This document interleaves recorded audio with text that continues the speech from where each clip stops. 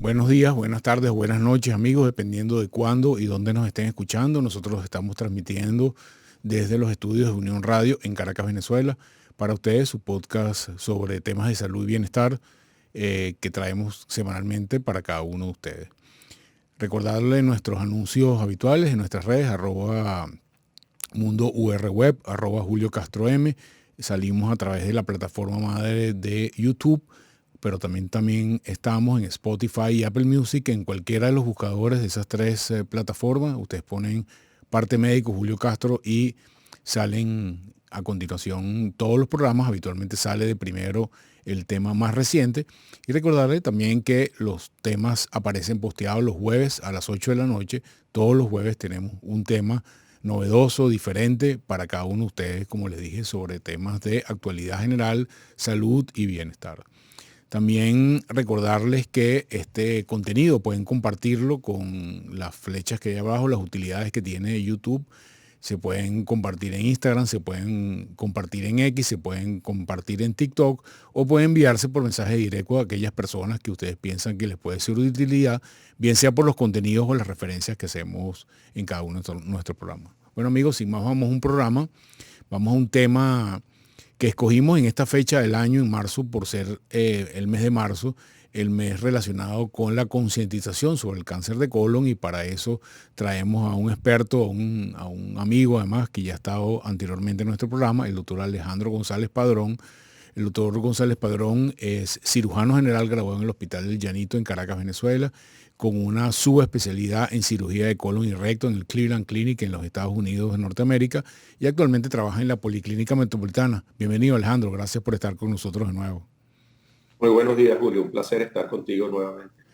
Mira, Ale, bueno, hablábamos en estos días en la clínica el tema del mes de la concientización del cáncer de colon. Explícanos un poco, eh, porque siento que quizás, como tú mismo me lo expresaste, no tenemos mucha conciencia de ello. Digamos, la gente habla mucho sobre el cáncer de mama, que por supuesto tiene toda la razón del mundo.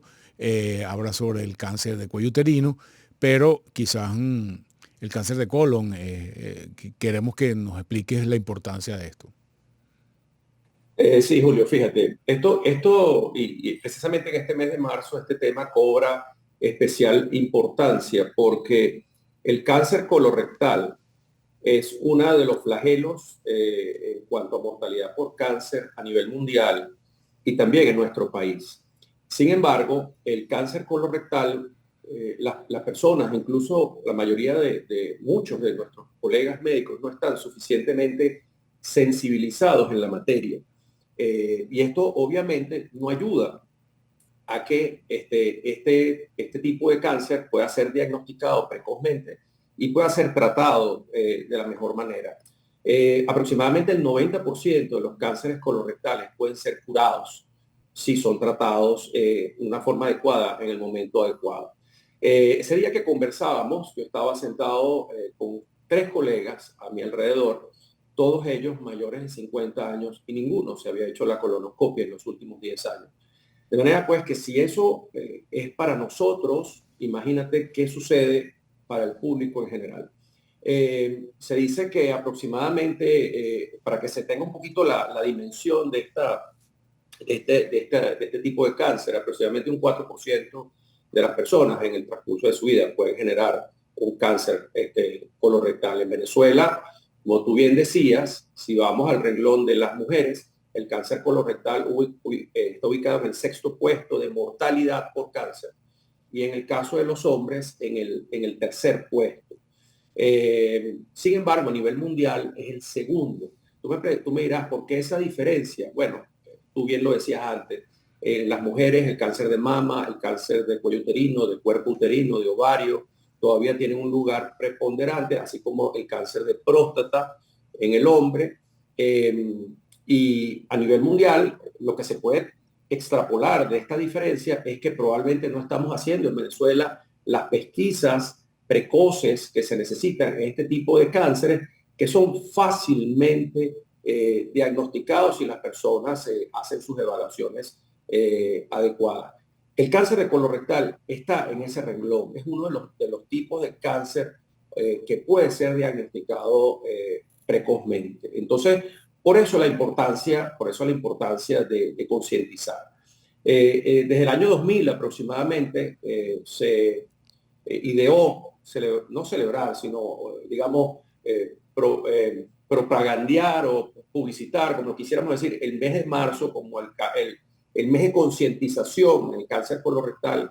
Se inició en los Estados Unidos y hoy en día prácticamente todos los países del mundo y la mayoría de las sociedades científicas que están involucradas con este tema, pues tienen actividades durante todo el mes para promover el diagnóstico precoz, para promover la prevención, para educar a médicos, a pacientes, al público en general, siendo el 31 de marzo el Día Mundial de Prevención del Cáncer colorectal. De manera pues que yo creo que es muy importante que nosotros podamos durante este mes, y por supuesto todo el año, pero con mucha fuerza en este mes, por todos los medios, como este tuyo que es tan visto, podamos tratar de ayudar a informar y a educar al público de la importancia de evaluarse, de la importancia de chequearse precozmente, de ir a los especialistas que tienen este tipo de problemas, para así evitar la tan desagradable situación que vemos nosotros,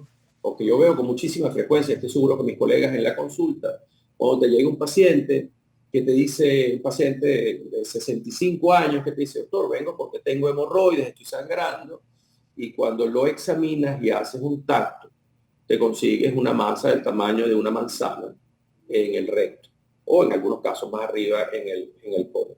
Eso hay que evitarlo, y es fácilmente evitable. Dale, quiero ver, además no está bien que lo diga yo, pero el COVID ha generado una secuencia de aspectos negativos en el área de la salud y creo que este es uno de ellos.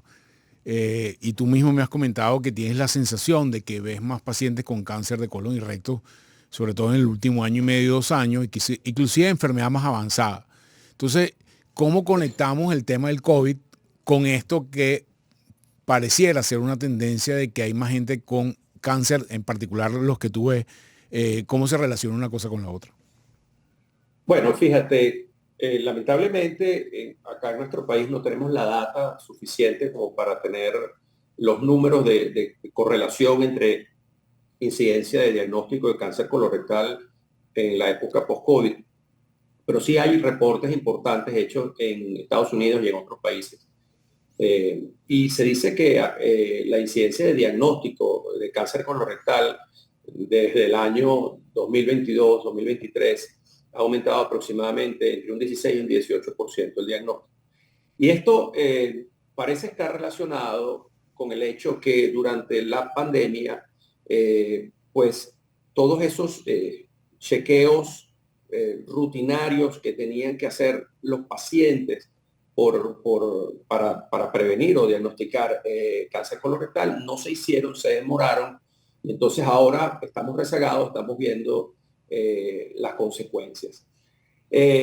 No está demostrada una relación directa de la infección por COVID y el aumento o la aparición, digamos, de cáncer colorectal, ¿no? Podemos hablar de los factores de riesgo ahora más adelante.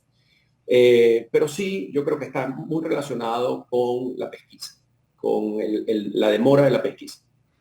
Buenísimo, por eso creo que además que traigamos este tema es súper importante en este momento para tratar de cerrar esa brecha, esa rémora de pesquisa que hubo durante los años de la pandemia y tratar de que la gente vuelva a su tema de pesquisa. Ya tú nombraste el tema de los factores de riesgo y con frecuencia vemos en redes sociales, literatura, etcétera, etcétera, tanto factores de riesgo negativos como factores protectores, y donde hay mucho ruido alrededor de eso. Quizás que un poco nos digas cuál es el estatus científico en este momento relacionado a tanto los factores que pueden aumentar el riesgo de cáncer de colon como algunos que pueden ser protectores.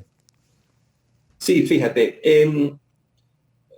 uno a veces comete el error, y todos caemos en eso, de que nos llega mucha información por redes sociales, por internet, etcétera, donde de repente salta alguien y dice, si te tomas un vaso de jugo de manzana todos los días, disminuye la incidencia de cáncer de colon. O Si tomas magnesio todos los días, disminuye la incidencia de cáncer de colon.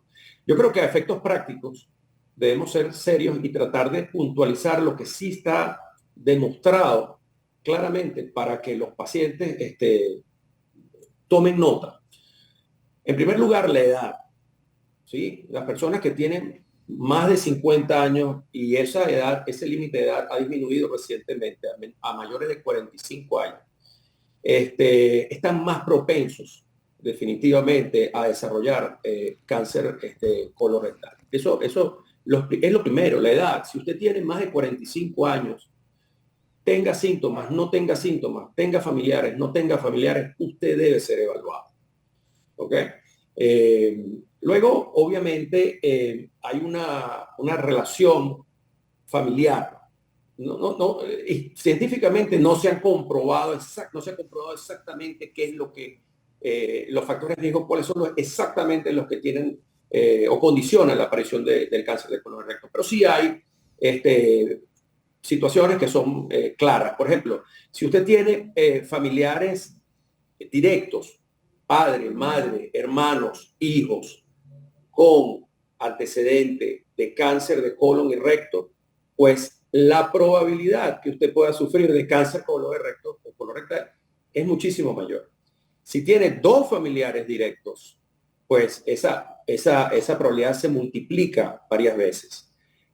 Luego, igualmente, si usted tiene historia familiar de pólipos, recordamos que los pólipos son pequeñas excrescencias que aparecen dentro del colon o del recto y que la mayoría son benignos, pero en algunos casos pueden ser condiciones premalignas y con el paso del tiempo pueden crecer y convertirse en cáncer. También tenemos que recordar que no todos, casi todos, más no todos los cánceres de colon y recto se originan de pólipos. Pero si usted tiene una historia familiar donde a su papá, a su mamá, a su hermano, etcétera, le han hecho colonoscopias previas y le han resecado pólipos, pues definitivamente usted tiene una probabilidad mayor de desarrollar cáncer de colorectal. Luego tenemos, por ejemplo, si usted ha tenido un cáncer colorectal previamente, pues no solo tiene que evaluarse para control de ese cáncer que tuvo, sino que la probabilidad que desarrolle otro es mayor, igual las personas o las mujeres que han tenido antecedentes de cáncer de mama o cáncer de cuello uterino. Luego tenemos personas que sufran lo que se conoce como enfermedad inflamatoria intestinal. Y ojo, no confundirlo con colon irritable. No, enfermedad inflamatoria intestinal son entidades, digamos, inflamaciones inespecíficas, ¿okay? No inflamaciones específicas. No estamos hablando de una colitis amibiana, una colitis por salmonella, Shigella, etc. Estamos hablando de colitis inespecíficas como rectocolitis ulcerosa o como enfermedad de Crohn. Si usted tiene rectocolitis ulcerosa, ha sido diagnosticado con enfermedad de Crohn, la probabilidad de que pueda desarrollar cáncer colorectal es mayor.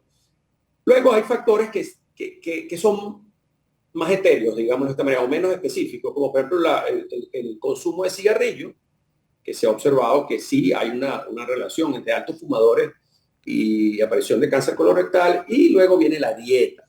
En la dieta, que es donde más se especula, todavía hay mucho trabajo científico por realizar, se habla de que obviamente una dieta abundante en fibra, ¿verdad? Y baja en carnes rojas o en grasas, puede disminuir la probabilidad de cáncer colorectal, y todo lo contrario, si usted come muy poca fibra o si come mucha grasa, muchos alimentos procesados, pues tiene más probabilidad de desarrollar cáncer colorectal, pero digamos que esto todavía no está 100% claro, ¿ok?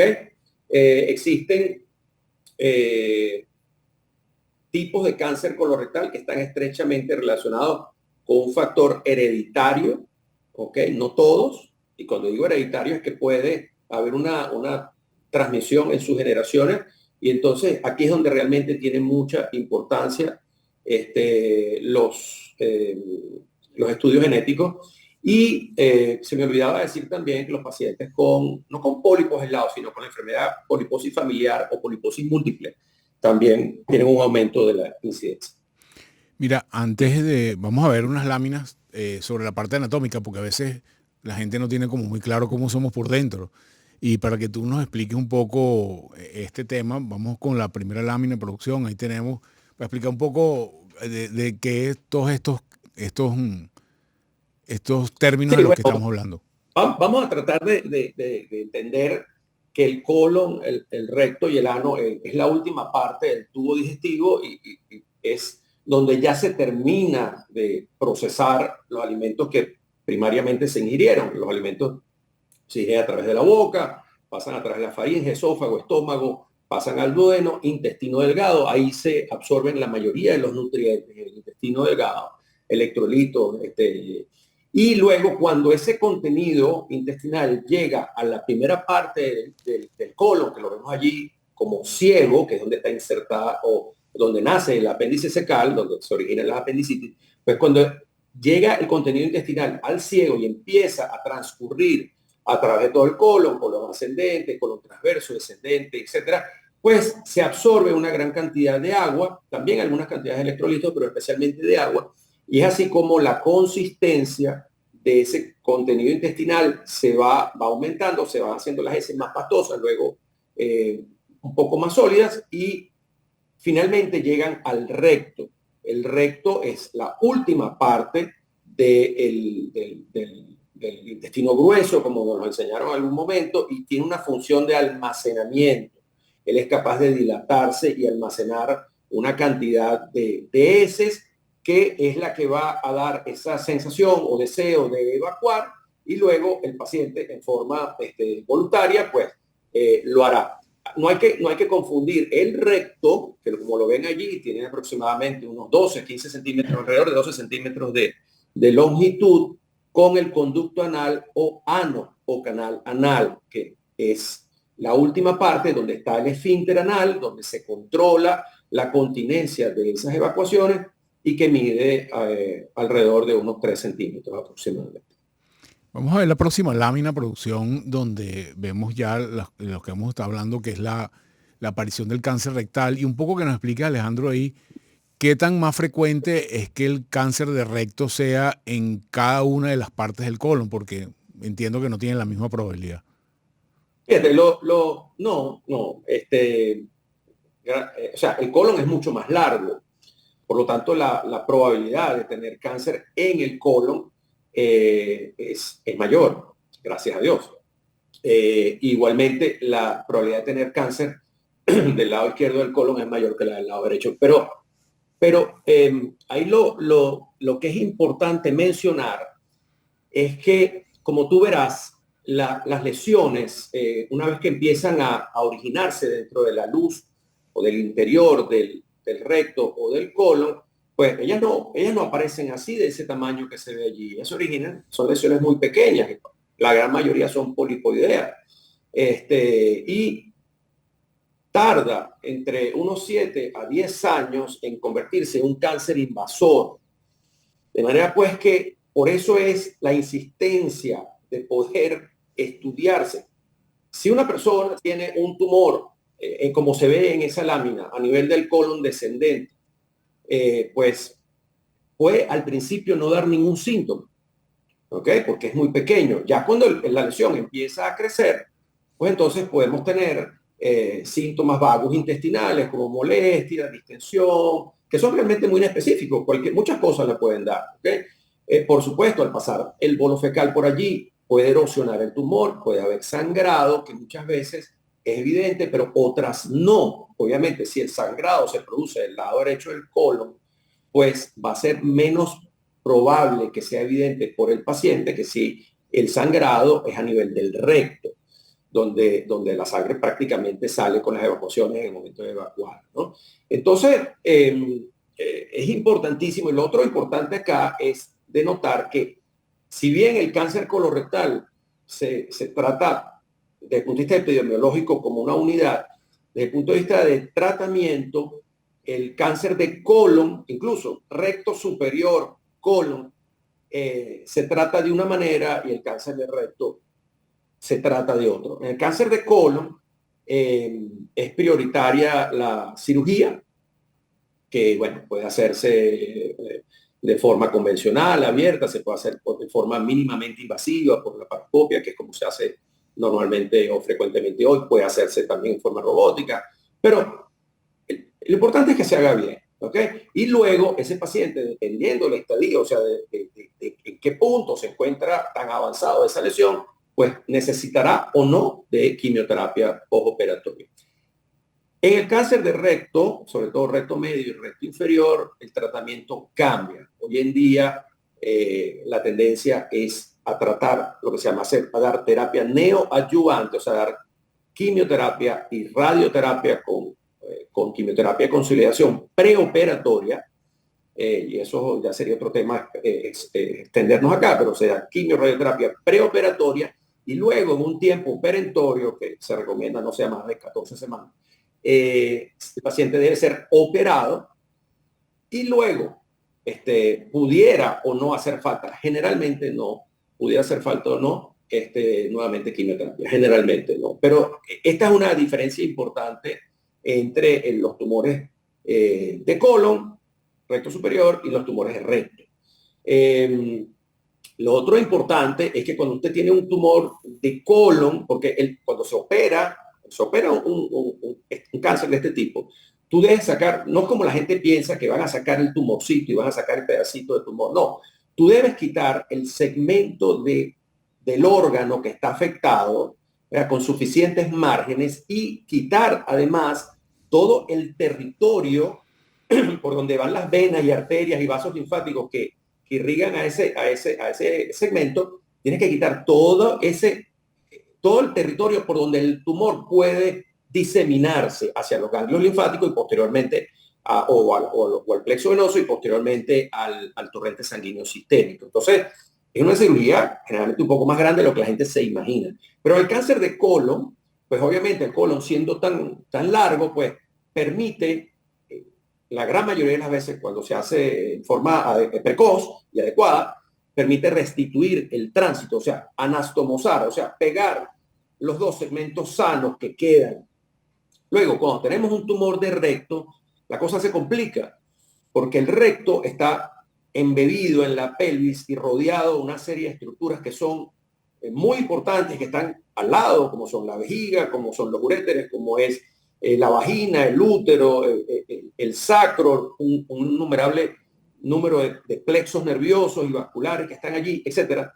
Y aparte de eso, el recto ya está muy cerca del canal anal con el esfínter, de manera pues que nuestro margen distal es muy importante. Y de allí la importancia de la quimio y la radioterapia preoperatoria y de que la cirugía sea correctamente adecuada, pudiendo resecar, como dijimos, todo el segmento con su territorio de diseminación y pueda, en algunos casos no se puede conservar tejido sano, distal al tumor y el paciente tiene que quedar con una colostomía definitiva, pero hoy en día, gracias al avance de las técnicas de los equipos del instrumental quirúrgico que tenemos, se puede, con lesiones que están muy distales, o sea, muy bajas, se puede resecar y poder reconstruir y poder que finalmente el paciente puede evacuar de forma natural a través de la... Mira, Alejandro, una de las cosas es que en estos días estaba viendo un programa de televisión y veía una propaganda de una forma de pesquisa de cáncer de colon que se utiliza en otros países porque hay diferentes opciones. Entonces, dinos un poco cuál es el estatus científico de esas opciones de pesquisa. Cuando hablamos de pesquisa, para que nos entiendan nuestros oyentes, es que tú tienes que ir a buscar un síntoma o buscar un elemento diagnóstico que te oriente hacia que la persona tiene lo que está buscando. En este caso estamos hablando de cáncer de colon y recto, porque, como ya explicó el doctor González, entre el momento que aparece el cáncer y que aparezcan los síntomas pueden pasar inclusive una década o 5 o 6 años asintomático. Lo que queremos es diagnosticarlo tempranamente. Eso es lo que hace la pesquisa para evitar llegar a que el tumor esté suficientemente avanzado. Pero ¿cuáles son las opciones de pesquisa que hay en el mundo en este Sí, momento y cuáles son las fíjate, recomendaciones? hoy en día la ciencia está avanzando a unas velocidades asombrosas y existen muchísimas cosas nuevas que se están desarrollando desde el punto de vista molecular, genético. De manera pues que yo quisiera no quisiera extenderme tú sabes, filigranas científicas. Sí, tenemos estudios genéticos que se pueden realizar, tenemos, por supuesto, la muy usada sangre oculta en heces, tenemos estudios de DNA en las heces, en fin, tenemos muchas cosas que se están haciendo, pero lo que la gran mayoría de tus oyentes en este momento necesitan saber, así lo que hablamos inicialmente de la edad y de los síntomas para consultar, es qué es lo que más tenemos o qué es lo que más frecuente se hace y qué es lo que debemos hacer nosotros. Todo paciente que tenga más de 45 años, como ya lo dijimos, debe hacerse una colonoscopia.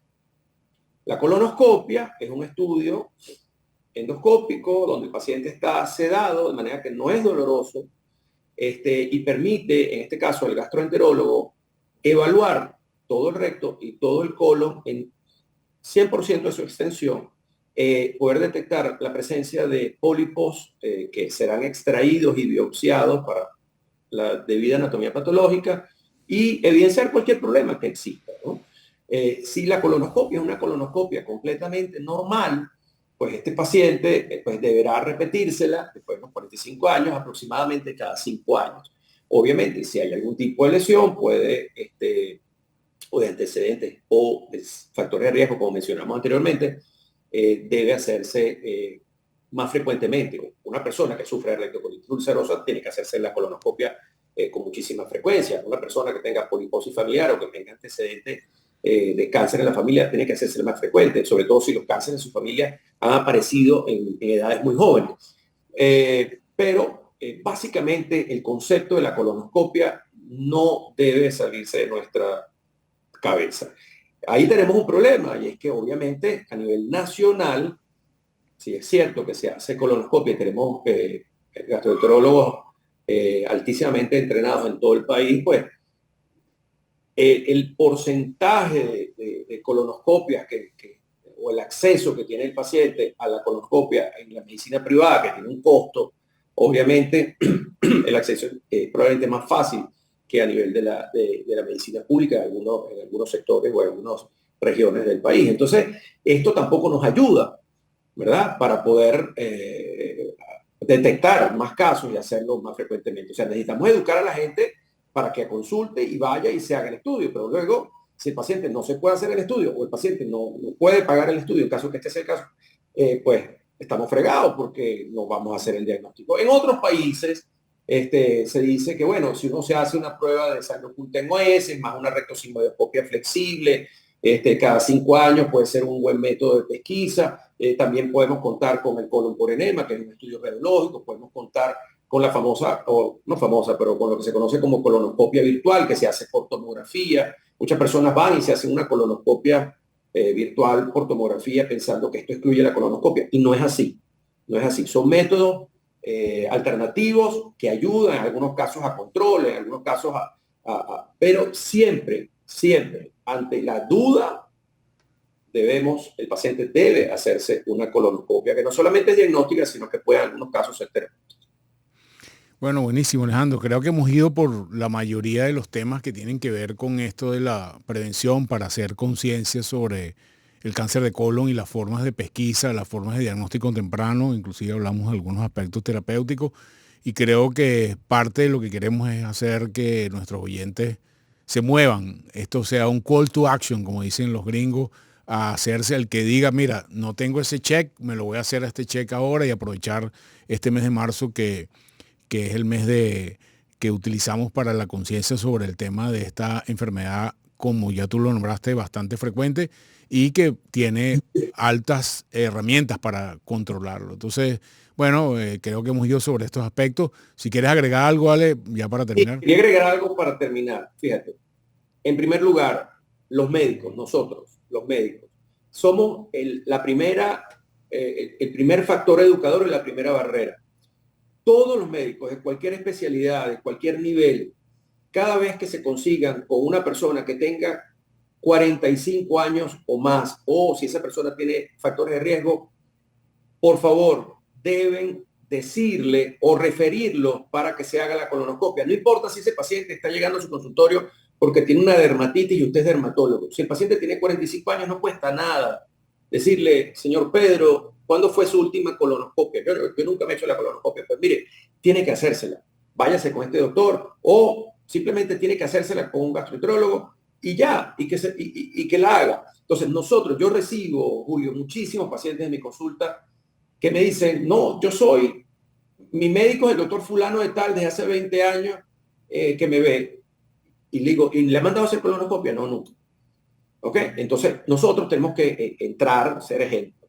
Luego, aprovechar el mes de marzo para que hacer un llamado a todas las instituciones, todas las clínicas, hospitales, instituciones científicas relacionadas con el tema, a que dediquen algo de tiempo en sus redes sociales o por el método que lo decidan en promover la educación en este tema. Y a los pacientes, finalmente, señores, no tengan miedo, no tengan pena, no tengan pudor, dejemos el machismo latinoamericano de un lado. La colonoscopia es un procedimiento sencillo, no es doloroso, y nos va a dar una paz grandísima y puede evitarnos un problema gigante, Julio, porque cuando estos tumores se salen de las manos, pueden ser catastróficos. Gracias, Alejandro. Amigos, un placer estar de nuevo con ustedes. Solamente me despido de ustedes recordándoles nuestras señas, @mundourweb, @Julio Castro M en X, Instagram y TikTok. Y que nos sigan a través de YouTube. Pueden poner la campanita para que les salgan, cada vez que haya programas nuevos, les salga el anuncio en YouTube. Amigos, se les quiere mucho, un abrazo, manténganse sanos, háganse su colonoscopia las personas que tienen estas condiciones y nos vemos la próxima semana. Hasta luego.